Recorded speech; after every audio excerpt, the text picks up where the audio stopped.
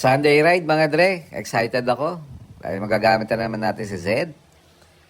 Ilang araw din tayong pagod sa trabaho. Kailangan natin mag-relax. Ayan si Snow, laging sumasalubong. Pag umaga, gustong sumama, pag gagala. Pero hindi pwede kasi nakamotor tayo. Stop over muna para pagpunta natin ng Lobo, Batangas, nakapagkape na. Yan. Tapos wala pala kami helmet dyan kasi pumunta kami doon sa Z-Place restaurant.